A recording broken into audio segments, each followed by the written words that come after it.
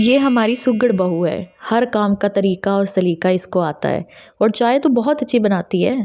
اب چاہے آندھی آ جائے یا طوفان آ جائے، آپ بیمار پڑ جائیں یا آپ میں ہمت نہ ہو، لیکن چائے بنانے کی ڈیوٹی سے اب آپ منہ نہیں پھیر سکتی، کیونکہ آپ تو سگڑ بہو ہیں۔ اور اس کے ساتھ ساتھ آپ میں اور بھی بہت ساری کوالٹیز ہیں۔ آپ کھانا بہت اچھا بناتی ہیں، آپ کو تو کپڑے بھی سٹچ کرنے آتے ہیں۔ ارے بھابھی، آپ اتنے اچھے کپڑے سلائی کرتی ہیں، میرے 2 سوٹ سلائی کر دیں گی؟ اب چونکہ آپ سلیقہ مند اور اچھی بھابھی ہیں تو آپ نہ نہیں کر سکیں گی۔ سبھی لوگ شاپنگ پہ جا رہے ہیں لیکن آپ نہیں جا سکتی، آپ کا چھوٹا بیبی ہے نا، تو کوئی بات نہیں، آپ کی ساس اور آپ کی نند آپ کے لیے کپڑے لے آئے گی اور آپ وہی پہن لیں گے ان کی پسند کے، کیونکہ آپ تو اپنی پسند رکھتی نہیں۔ آپ اتنی اچھی ہیں کہ آپ کو جو مل جائے آپ کھا لیتی ہیں، آپ اتنی اچھی ہیں کہ آپ کو جو مل جائے آپ پہن لیتی ہیں، آپ کی اپنی کوئی پرسنل چوائس ہی نہیں ہے۔ اور چونکہ آپ ایک اچھی بہو ہیں تو جب سے سسرال میں آئی ہیں تب سے اپنی سیلف رسپیکٹ کا خیال کیے بغیر اپنی محبت، اپنی بے پناہ سروسز اپنے سسرال والوں کو پرووائڈ کر رہی ہیں۔ شروع میں تو سب لوگ آپ کی تعریف بھی کریں گے، لیکن آہستہ آہستہ یہ چیز معمولی ہوتی جائے گی، سب کو آپ کی مزدوری کی عادت پڑ جائے گی اور وہ تعریفیں کہیں ختم ہو جائیں گی، لیکن آپ کی ایکسپیکٹیشنز ختم نہیں ہوں گی۔ آپ اندر ہی اندر جھٹپٹائیں گی، تل ملائیں گی کہ میں ایسا کیا کر دوں، ایسی کیا خدمت کر دوں ان کی کہ پھر سے میری تعریفیں ہو جائیں، لیکن اب یہ چیزیں ان کے لیے ایک معمولی سی بات بن چکی ہیں۔ اچھا، یہ شروع والا وقت نا بڑا خوبصورت ہوتا ہے، اس ٹائم میں سب کچھ اچھا ہی ہو رہا ہوتا ہے، تعریفیں بھی ہو رہی ہوتی ہیں اور انجوائے بھی کر رہے ہوتے ہیں زندگی کو، اور یہ وقت پھر واپس نہیں آتا۔ خیر، دوسری طرف چلتے ہیں، اب ایک اور نئی بہو آتی ہے فیملی میں، نازک مزاج، پاپا کی پری، جسے انڈا بھی بوائل کرنا نہیں آتا۔ اسے آتا ہے تو صرف اپنی زلفیں سنوارنا، خود کو اپ ٹو ڈیٹ رکھنا اینڈ بن سنور کر رہنا، اور اس کے ساتھ ساتھ بہت سارے نخرے بھی۔ اب جو ان کے شوہر حضرت ہیں وہ بھی ان کی زلفوں کے اسیر ہیں اور ان کی نازکی پر نثار ہوئے جاتے ہیں، کیونکہ وہ ایک نازک مزاج دلہن جو ہیں وہ اپنی مرضی سے اپنی پسند سے ڈریسنگ کرتی ہیں، اپنی پسند کا کھاتی ہیں، گھر میں مرضی کا نہ بنا ہوا تو باہر سے منگوا لیتی ہیں۔ کچن میں سب کے لیے ہلکان نہیں ہوتی، اسی لیے کسی کو ان سے کوئی امید نہیں ہے تو کوئی گلہ بھی نہیں کرتا۔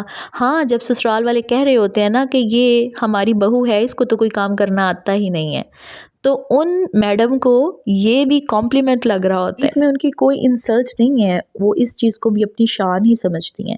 اب دوسری طرف وہ سگڑ بہو ہے جس سے اگر کھانے میں مسالے بھی تھوڑے تیکھے ہو جائیں تو سب کہیں گے یہ کیسا کھانا بن گیا، کھانا بنانا بھول گئی ہو، ہم تو نہیں کھائیں گے، اور وہ بیچاری سارا دن اپنی اس انسلٹ کو فیل کر کے پریشان ہوتی رہتی ہے، سٹریس لیتی رہتی ہے، کیونکہ پرفیکٹ کو لوگ ہمیشہ پرفیکٹ ہی دیکھنا چاہتے ہیں۔ آپ جو سٹینڈرڈ سیٹ کر لیتے ہیں نا کہ ہم اتنے اچھے ہیں یا اتنے بہترین ہیں، لوگ آپ کو اس سے نیچے پھر نہیں آنے دیتے، وہ آپ کو اس سے نیچے دیکھنا ہی نہیں چاہتے، اور پھر آپ کسی کام کو جتنی زیادہ مہارت سے کرتے جائیں گے نا، وہ کام اتنا ہی آپ کی ذمہ داری میں آتا جائے گا، آپ پر ذمہ داریوں کے اتنے بوجھ آئیں گے کہ بس آپ اس کے نیچے دب ہی جائیں گے۔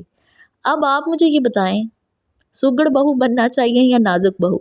اپنی رائے سے ضرور آگاہ کیجیے گا۔ خیر، اپنی ناقص علم اور تجربے کی روشنی میں میں آپ کو چند نصیحتیں کرنا چاہوں گی، آپ کو اس میں سے جو بھی پسند آئے اسے اپنانے کی کوشش کیجیے گا، انشاءاللہ زندگی میں آسانی آئے گی۔ سب سے پہلی بات، اتنا اچھا بنیں جتنا آپ کا سٹیمنا آپ کو اجازت دے، اپنی لمٹ کراس مت کریں، ورنہ آپ ذہنی اور جسمانی تھکاوٹ کا شکار ہو جائیں گی اور سب کو خوش رکھنے میں خود کو ذہنی سکون سے دور کر لیں گی۔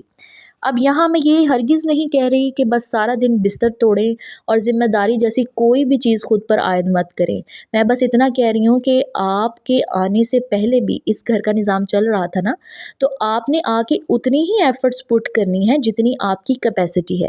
دیکھیں، سب کا سسرال ایک جیسا نہیں ہوتا اور حالات و واقعات بھی ایک جیسے نہیں ہوتے، تو یہ آپ کو خود ڈیسائیڈ کرنا ہے کہ آپ کیا بہتری لا سکتے ہیں۔ نمبر 2، اپنی کیپیسٹی کے مطابق رشتوں میں انویسٹمنٹ کریں۔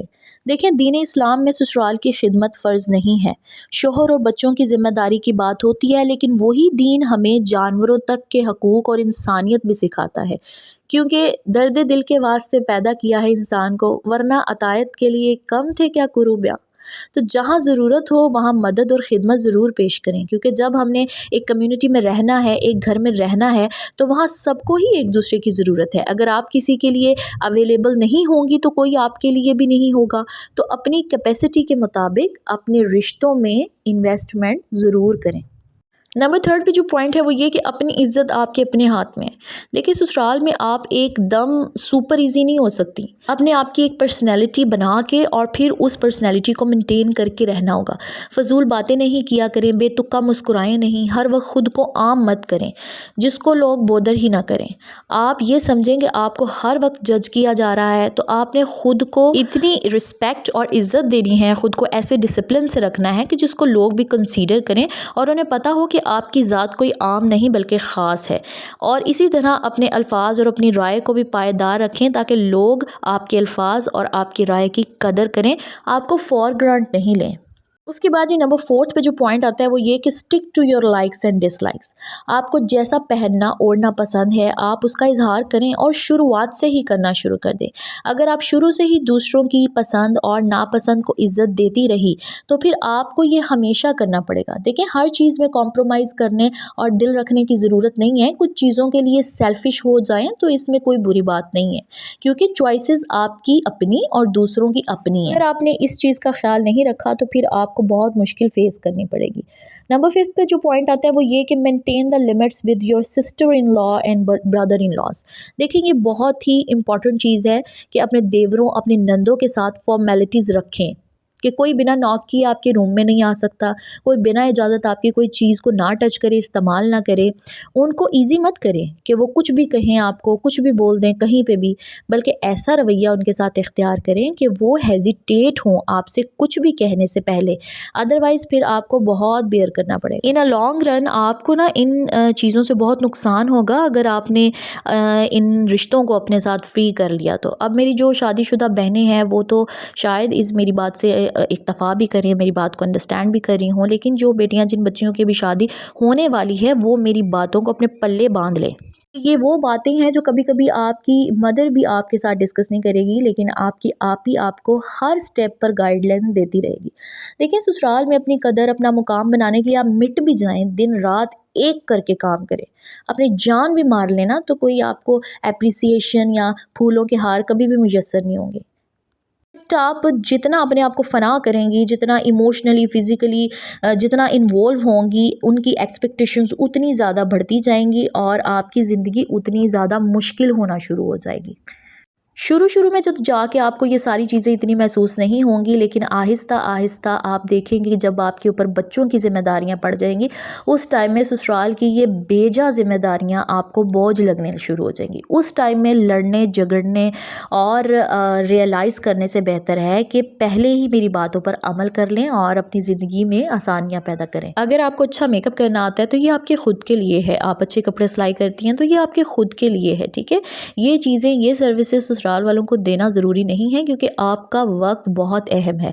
बाकी रिस्पेक्ट तो हर रिश्ते की होती है और रिस्पेक्ट के अंदर ही खूबसूरती है। अपने बच्चों का अपने शौहर का बहुत ख्याल रखें, उनकी हर जिम्मेदारी को खुश असलूबी से पूरे करें, ताकि ससुराल वालों की खिदमत में अगर कोई कोताही हो भी जाती है तो उस चीज़ का स्ट्रेस अपने सर पर सवार नहीं करें, बल्कि रिलैक्स रहें, अपनी लाइफ को एंजॉय करें। और यही थी मेरी आज की वीडियो। उम्मीद करती हूँ आप लोगों को पसंद आई होगी।